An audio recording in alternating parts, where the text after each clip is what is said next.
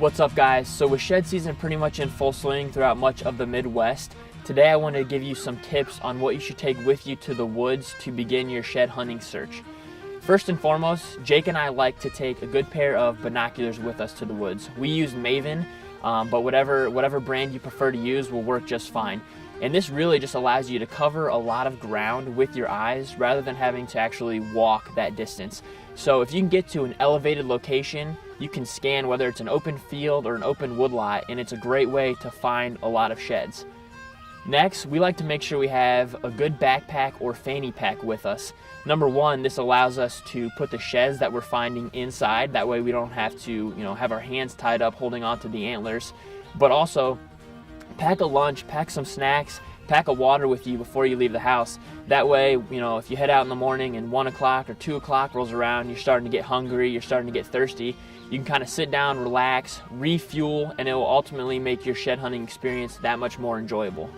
Next, we like to make sure that we wear a comfortable pair of boots, whether it's your hunting boots or a pair of hiking boots. Make sure there's something that you can walk a lot in, because the worst thing that can happen to you while you're out there is your feet start to get sore and you want to head back to the truck. And ultimately, the farther you can walk, the more sheds you're going to find. So make sure you got a comfy pair of boots on. Along those same lines, make sure that you're dressing for the weather. We like to layer up, especially this time of year. You're heading out on your shed hunt. A lot of times it's colder in the mornings, warmer in the afternoons. If you layer up, you can kind of shed those layers as the day goes by.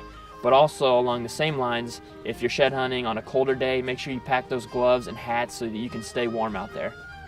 Last but not least, something that we've utilized this season specifically is the use of maps. Whether it's an actual tangible map of the property you're shed hunting, or nowadays with technology, you can pretty much access any property on your phone. We like to use an app called Hunt Stand. It's free to download, and this is a great way to, number one, make sure that you're not crossing any property lines that you shouldn't be, but also there's an awesome feature on there where you can pinpoint specific locations. So for example, if you find a shed in a bedding area and you want to pinpoint that location to reference, come hunting season. So if you follow these tips, hopefully you'll have a more successful shed season. And don't forget to tag us in your pictures online so we can see the sheds you're finding.